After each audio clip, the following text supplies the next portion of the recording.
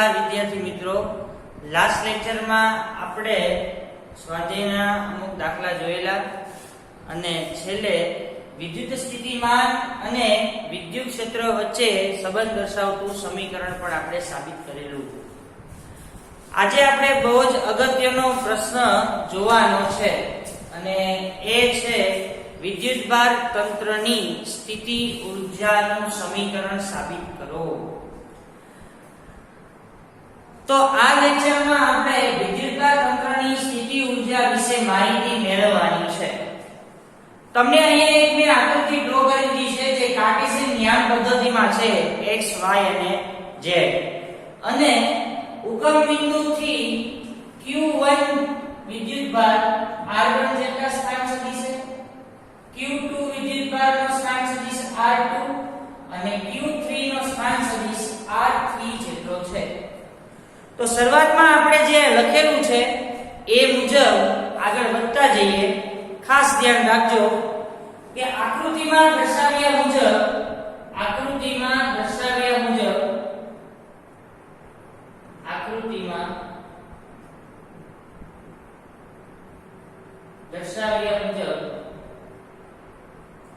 વિદ્યુત ભારો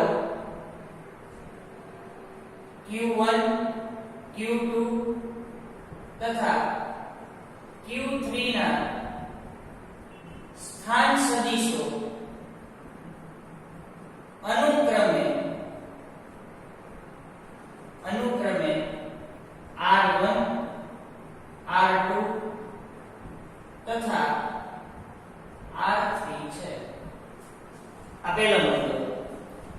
હવે આપણે એવી ધારણા કરવાની છે કે ધારો કે શરૂઆતમાં છે ને બધા જ વિદ્યુત ભારો અનંત અંતરે છે. તો જો શરૂઆતમાં બધા જ વિદ્યુત ભારો આપણે અનંત અંતરે લઈએ તો વિદ્યાર્થી મિત્રો ત્રણ રાશિ પહેલા શૂન્ય થઈ જાય. શું શૂન્ય થાય? તો કે બળ, કાર્ય અને વિદ્યુત ક્ષેત્ર, આ ત્રણેય વસ્તુ પહેલા 0 થઈ જાય. તો શરૂઆતમાં આ ત્રણેય વિદ્યુત ભારો છે ને અનંત અંતરે છે તો ત્રણ રાશિ શૂન્ય થઈ જાય. કેવી રીતે થાય એ અહીંયા હું લખતો જાઉં છું. તો ધારો કે શરૂઆતમાં બધા જ વિદ્યુત ભારો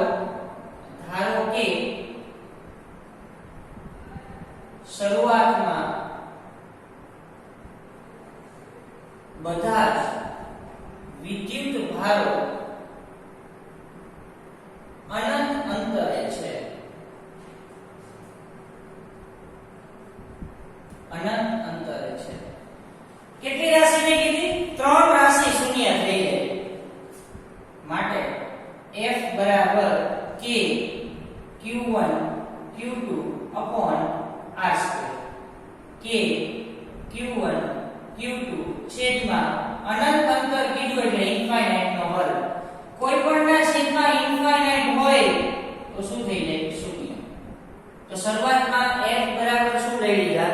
0 લઈ લીધા. બીજું, કાર્ય બરાબર શું થાય? કાર્ય બરાબર થાય બળ ગુણ્યા સ્થાનાંતર. W બરાબર F * R. બળ 0 છે તો એનું કાર્ય પણ શું થઈ જાય? શૂન્ય થઈ જાય. થઈ ગયું? અને છેલ્લે વિદ્યુત ક્ષેત્ર સૂત્ર કંઈક તમે આવું જોઈ ગયા વિદ્યુત ક્ષેત્રનું. E બરાબર F ના છેદમાં Q. 0 ના છેદમાં કોઈ પણ વસ્તુ હોય તો એ શું થઈ જાય? શૂન્ય થઈ જાય.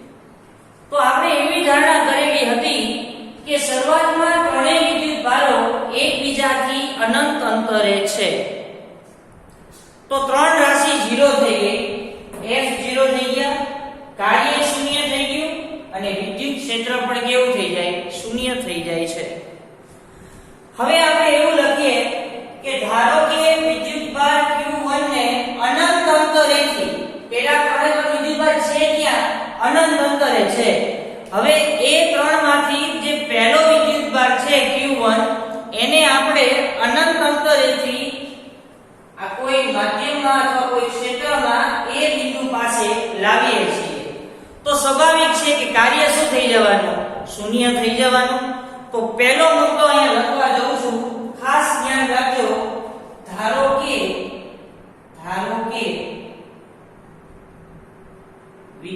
ભાર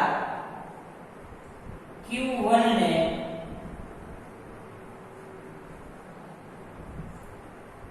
અનંત અંતરેથી બિંદુ A સુધી લાવવા માટે થતું કાર્ય નીચે મુજબ છે. શું થાય? તો W1 બરાબર 0. કારણ કે આપણે એવું જોઈ ગયા કે જ્યારે કોઈ વિદ્યુતભાર અનંત અંતરે હોય તો એના વડે કોઈ કાર્ય થતું નથી. તો અહીંયા આપણે વિદ્યુતભારને અનંત અંતરે લીધેલું છે તો એના વડે કોઈ કાર્ય થાય નહીં. પણ હવે આ વિદ્યુતભારને આપણે અનંત અંતરથી ક્યાં લાવી દીધો? ક્યાં લાવી દીધો? બિંદુ A પાસે લાવી દીધો.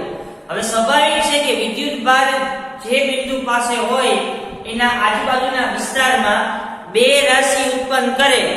એમાં સૌથી પહેલી રાશિ શું આવે? તો કે વિદ્યુત ક્ષેત્ર, અને બીજી રાશિ શું આવે? વિદ્યુત સ્થિતિમાન.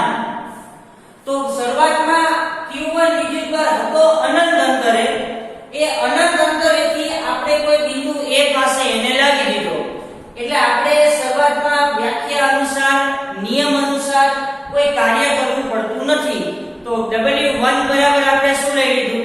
શૂન્ય લઈ લીધા. હવે આ Q1 વિદ્યુતભાર છે એ બિંદુ A પાસે આવી ગયો. તો આ Q1 વિદ્યુતભાર બિંદુ A પાસે આવ્યો તો એને કારણે એના આજુબાજુના વિસ્તારમાં વિદ્યુત ક્ષેત્ર અને વિદ્યુત સ્થિતિમાન નામની રાશિ ઉત્પન્ન થાય. તો આ Q1 વિદ્યુતભારને લીધે બિંદુ B પાસે ઉત્પન્ન થતું વિદ્યુત સ્થિતિમાન કેટલું? આ શરૂઆતમાં ક્યાં હતો? અનંત અંતરે.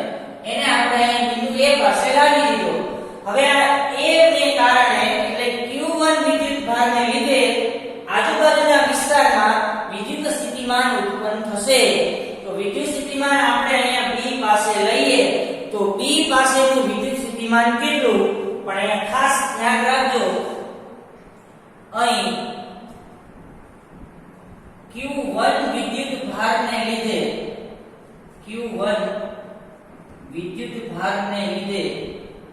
બિંદુ B પાસે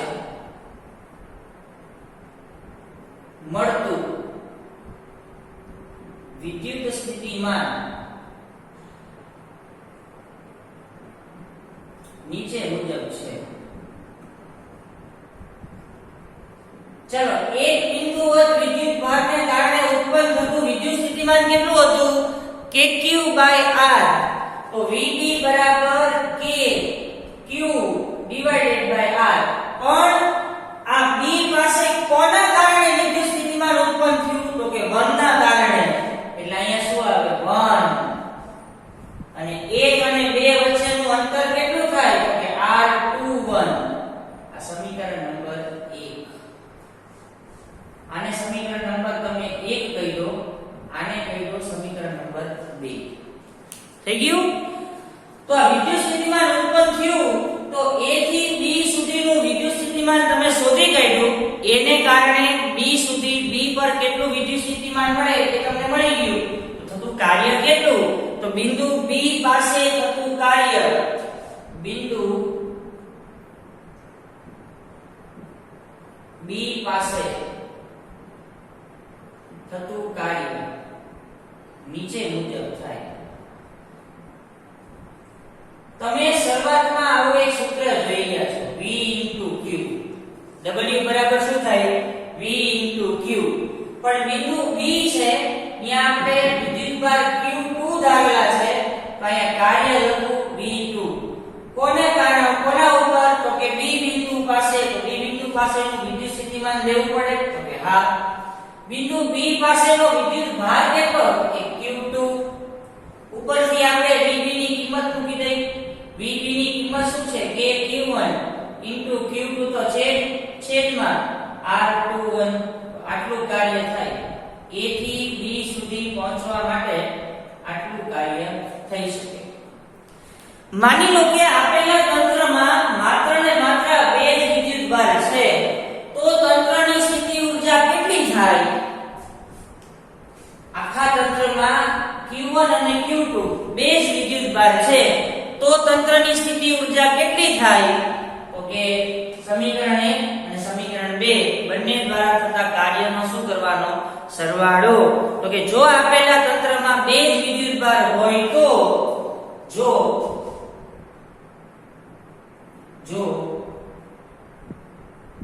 આપેલા તંત્રમાં બે જ વિદ્યુતભારો હોય તો સ્થિતિ ઊર્જા નીચે મુજબ થાય. શું થશે? તો કે સમીકરણ 1 અને સમીકરણ 2 નો શું કરવાનો? સરવાળો. W1 W2. ચાલો W1 તો ઓલરેડી 0 છે. W2 એટલે કેટલા મળ્યા? K Q1 Q2 R21 સદિશ. તો W બરાબર K Q1 Q2 છેદમાં R21. આ બે વિદ્યુતભાર તંત્રની સ્થિતિ ઊર્જા થઈ. તમે અહીંયા W બરાબર U પણ લખી શકો છો. ફરી એક વખત આખો ટોપિક જોઈ લઈએ. આકૃતિમાં દર્શાવ્યા પ્રમાણે વિદ્યુતભારો Q1 Q2 Q3 ના સ્થાન સદિશો અનુક્રમે R1 R2 અને R3 છે. શરૂઆતમાં આપણે બધા જ વિદ્યુતભારો અનંત અંતરે લીધેલા છે. તો શરૂઆતમાં આપણે જો બધા જ વિદ્યુતભારો અનંત અંતરે લઈએ તો ત્રણ રાશિ 0 થઈ જાય. સૌથી પહેલા બળ, પછી કાર્ય અને પછી વિદ્યુત ક્ષેત્ર. તો આપણે ધારણા એવી કરી કે આ Q1 વિદ્યુતભાર છે ની અનંત અંતરે છે અને અનંત અંતરેથી આપણે એને બિંદુ A પાસે લાવવો છે. તો અનંત અંતરેથી તમે કોઈ વિદ્યુતભારને કોઈ બિંદુ પાસે લાવો તો નિયમ અનુસાર એના વડે કોઈ કાર્ય થાય નહીં અથવા એના પર કોઈ કાર્ય થતું નથી. તો W1 બરાબર 0. હવે જે Q1 વિદ્યુતભાર છે તંત્રમાં આવી ગયો છે તો એ Q1 વિદ્યુતભારના કારણે આ બિંદુ B છે એના પાસે સ્થિતિમાન ઉત્પન્ન થશે. તો કેટલું સ્થિતિમાન ઉત્પન્ન થાય? તો કે એક બિંદુવત વિદ્યુતભારના કારણે ઉત્પન્ન થતું સ્થિતિમાન કેટલું? K Q1 Q2 KQ/R. આપણે બિંદુ B પાસે લેવાનું છે. તો V બરાબર K Q1. યાદ રાખો અહીંયા Q1 ને શું કામ લખેલા છે? કારણ કે બળના કારણે B પાસે સ્થિતિમાન ઉત્પન્ન થયું એટલા માટે. થઈ ગયું? હવે આ B પાસે થતું કાર્ય કેટલું? W બરાબર સૂત્ર તમે આગળના લેક્ચરમાં જોઈ ગયા છો. V * Q. B પાસેનું સ્થિતિમાન લેવાનું, B પાસેનો વિદ્યુતભાર લેવાનો. W બરાબર VB ની ઉપરથી કિંમત મૂકી દીધી તો ફાઇનલ તમને આખું સમીકરણ મળ્યું. તો જો માની લો કે આ તંત્રમાં બે જ વિદ્યુતભાર હોય તો તંત્રની સ્થિતિ ઊર્જા કેટલી? તો આ બંને કાર્યનો શું કરવાનો? સરવાળો. થઈ ગયું? હવે જો આકૃતિમાં દર્શાવ્યા મુજબ કોઈ બિંદુ C છે અહીંયા અને અહીંયા આપણે ધારીએ તો Q3. તંત્રમાં બે વિદ્યુતભાર તો ઓલરેડી આવી ગયા. હવે કોઈ ત્રીજો વિદ્યુતભાર છે તો બીજું બિંદુ છે C. તો ત્રણ વિદ્યુતભાર દ્વારા આપણે ઉત્પન્ન થતી સ્થિતિ ઊર્જા લેવી હોય તો શું કરવાનું? બરાબર? તો આ બિંદુ C પાસે કોના વડે વિદ્યુત સ્થિતિમાન ઉત્પન્ન થાય? એક તો Q1 ના કારણે અને એક Q2 ના કારણે. તો એ લખું છું આકૃતિમાં દર્શાવ્યા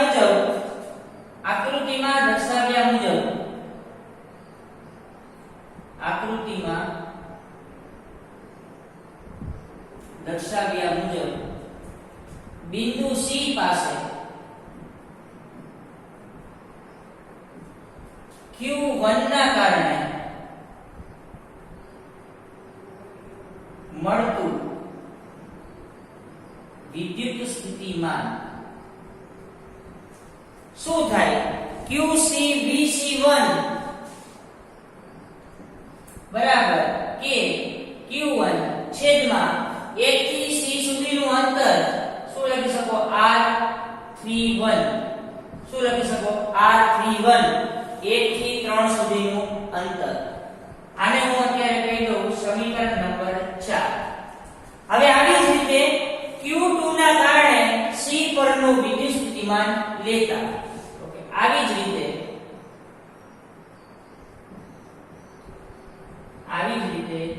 Q2 વિદ્યુત ભારને લીધે બિંદુ પાસેનું વિદ્યુત સ્થિતિમાન શું થશે? Vc2 બરાબર કોના લીધે ઉત્પન્ન થયું? કોના કારણે ઉત્પન્ન થયું? Q2 ના કારણે 2 થી 3 નું અંતર R32 આ સમીકરણ નંબર 5. તો હવે આ બે વડે આના ઉપર થતું કાર્ય મારે શોધવું હોય તો એ કાર્ય કેટલું થાય? શરૂઆતમાં પહેલા આપણે લખી નાખીએ કે બિંદુ C પાસેનું કુલ સ્થિતિમાન કેટલું? બિંદુ C પાસેનું કુલ સ્થિતિમાન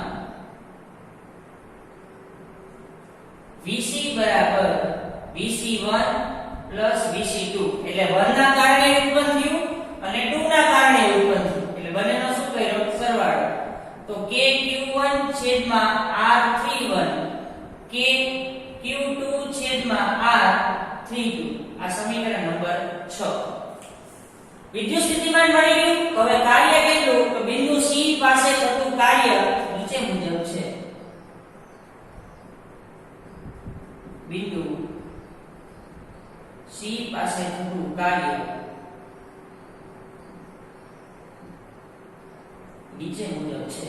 સૂત્ર શું બને પહેલા તો કે W બરાબર V * Q પરથી W બરાબર V * Q પરથી તો W3 બરાબર અહીંયા શું આવશે? Vc. અહીંયા શું આવશે? Q3 કારણ કે C ઉપર કાર્ય શોધવું છે ને એટલે.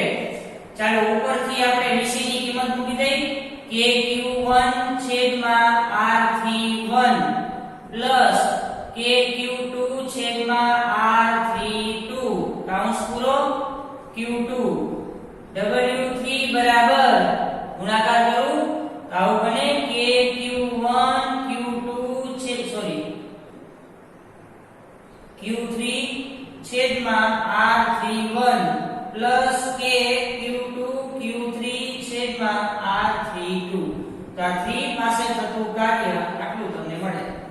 હવે માની લો કે ત્રણેય વિદ્યુતભાર તંત્રમાં આપેલા હોય તો ત્રણેય કાર્યનો આપણે શું કરવાનો?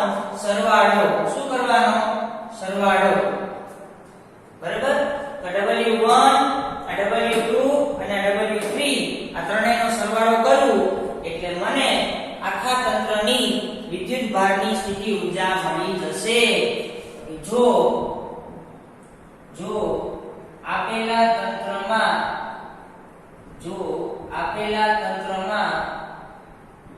ત્રણેય વિદ્યુતભાર આવેલા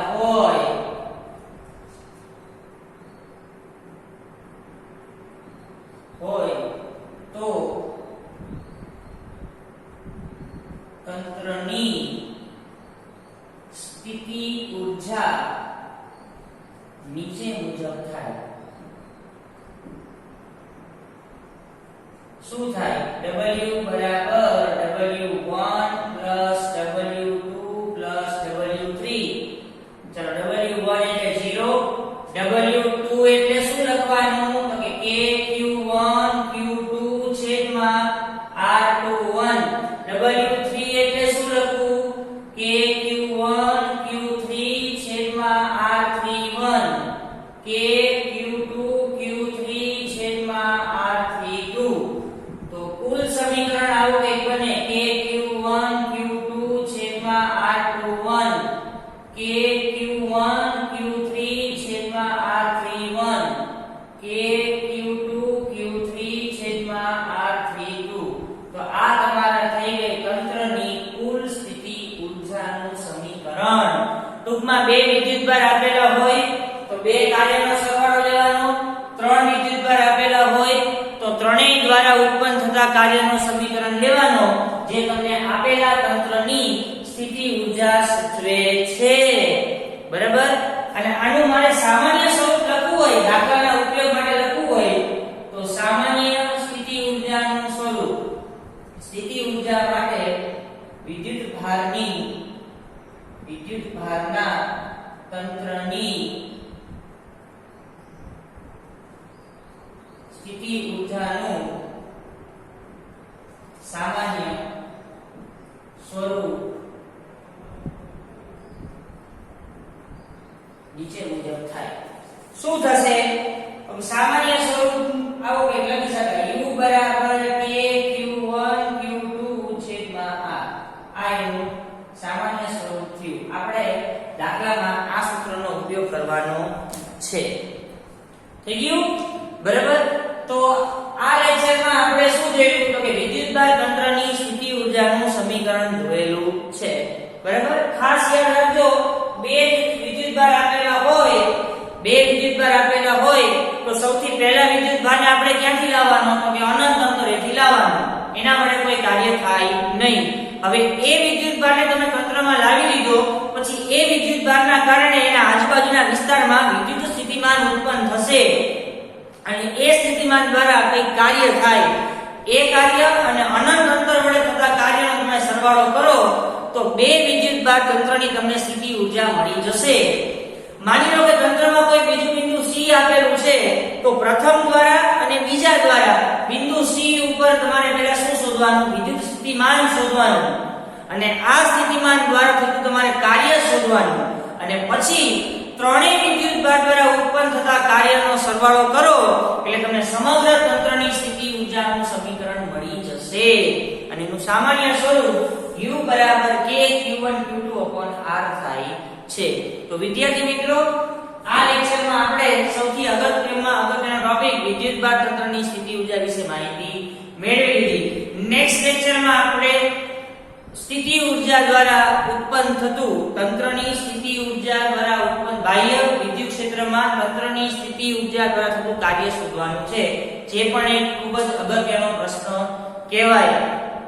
બીજું, હજી કોઈ પરિપત્ર કે આવેલો નથી. બરાબર. સ્કૂલમાં જ્યારે કોઈ 30% કોસ્ટ ઘટાડો જે સરકારે જાહેરાત કરેલી છે એના વિશે જે પણ કાંઈ માહિતી આવશે એ આપણે તમને પહોંચાડતા જશું. બરાબર. આવેલું છે, ઘણું બધું નીકળી ગયું છે, વધારાના સ્વાધ્યાયના દાખલા પણ નીકળી ગયા છે, પણ છતાં પણ હજી એક વખત સ્કૂલમાં પરિપત્ર આવી જાય પછી આપણે એના ઉપર કામ કરવાનું થશે. અત્યારે આપણે આપણા રાબેતા મુજબ લેક્ચરમાં જે પણ કાંઈ ટોપિક આવશે સ્ટેપ બાય સ્ટેપ એ આપણે સ્ટડી કરતા જશું. Okay, thank you.